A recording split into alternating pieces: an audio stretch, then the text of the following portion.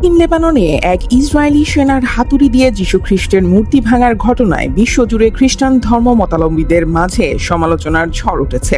এই ঘটনাটি খ্রিস্টান ধর্মাবলম্বীদের হৃদয়ে চরম আঘাত হানার পাশাপাশি ইসরায়েলের ধর্মীয় সহিষ্ণুতা নিয়ে বড় প্রশ্ন তুলে দিয়েছে। সমালোচনা ও প্রতিক্রিয়ার ব্যাপকতায় ক্ষমা চাইছেন ইসরায়েলি প্রধানমন্ত্রী বেনিয়ামিন নেতানিয়াহু ও ইসরায়েলি পররাষ্ট্রমন্ত্রী। ভাইরাল একটি ছবিতে দেখা যায় এক ইসরায়েলি সেনা স্লেজ হ্যামার দিয়ে যিশুর একটি মূর্তিতে আঘাত করছেন। বিষয়টি সামাজিক যোগাযোগ মাধ্যমে ছড়িয়ে পড়লে খ্রিস্টানদের প্রতি ইসরায়েলিদের প্রকৃত মনোভাব নিয়ে ব্যাপক বিতর্ক শুরু হয়। ইসরায়েলের প্রধানমন্ত্রী বেনিয়ামিন নেতানিয়াহু বলেন, এই ঘটনায় আমি স্তম্ভিত ও দুঃখিত। আমি এই কাজের তীব্র নিন্দা জানাই। সামরিক কর্তৃপক্ষ বিষয়টি নিয়ে একটি ফৌজদারি তদন্ত চালাচ্ছে ও অপরাধীর বিরুদ্ধে যথাযথ কঠোর শাস্তিমূলক ব্যবস্থা নেওয়া হবে। দেশটির পররাষ্ট্রমন্ত্রী বলেন, এই ঘটনার জন্য আমরা দুঃখিত।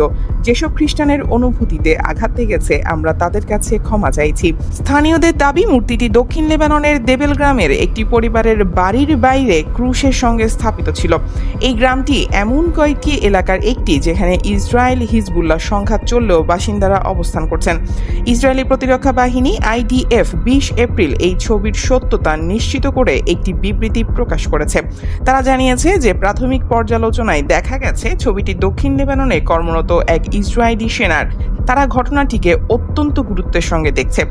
তারা জোর দিয়ে বলেছে, ন্যাক্কারজনক ওই ঘটনায় জড়িত সেনার আচরণ বাহিনীর প্রত্যাশিত মূল্যবোধের সঙ্গে পুরোপুরি সাংঘর্ষিক। দেবেলের গির্জার প্রধান ফাদার ফাদি ফ্লাইফাল বিবিসিকে বলেন, ক্রুশ আমাদের পবিত্র প্রতীক। আমরা সব ধর্মীয় প্রতীকের অবমাননা সম্পূর্ণভাবে প্রত্যাখ্যান করি। এটি মানবাধিকারের বিরোধী ও সভ্য আচরণের প্রতিফলন নয়। তিনি দাবি করেন, এর আগেও এই ধরনের ঘটনা ঘটেছে। IDF প্রতিশ্রুতি দিয়েছে ঘটনায় জড়িতদের বিরুদ্ধে যথাযথ ব্যবস্থা নেওয়া হবে এবং খ্রিস্টান সম্প্রদায়ের সঙ্গে কাজ করে মূর্তিটি আগের স্থানে পুনঃস্থাপনের উদ্যোগ নেওয়া হচ্ছে। এদিকে ইসরায়েলে যুক্তরাষ্ট্রের রাষ্ট্রদূত মাইক হাকাবি সামাজিক মাধ্যম এক্সে লিখেছেন, দ্রুত, কঠোর এবং প্রকাশ্য শাস্তির প্রয়োজন। হাকাবি নিজেও একজন ব্যাপটিস্ট ধর্মযাজক। যুক্তরাষ্ট্রের ডানপন্থী বিশ্লেষকরাও তাৎক্ষণিকভাবে এই ঘটনার নিন্দা জানিয়েছেন।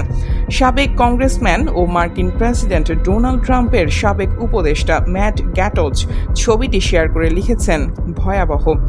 সাবেক কংগ্রেস ও ম্যান মার্জোরি টেইলর গ্রিনও ছবিটি শেয়ার করে লিখেছেন, আমাদের সবচেয়ে বড় মিত্র, যারা প্রতি বছর আমাদের দেওয়া করের মাধ্যমে শত শত কোটি ডলার ও অস্ত্র নেয়।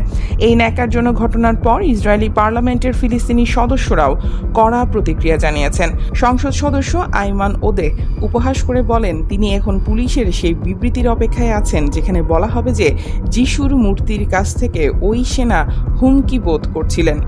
অন্য এক সংসদ সদস্য আহমদ তিবি অভিযোগ করেন, যারা গাজায় মসজিদ ও গির্জা উড়িয়ে দিচ্ছে এবং জেরুজালেমে যিশুর অনুসারীদের ওপর থুতু ছিটিয়েও শাস্তি পাচ্ছে না, তাদের কাছে যিশুর মূর্তি ভাঙা খুব সাধারণ বিষয় হয়ে দাঁড়িয়েছে। News desk, দুতিয়াল।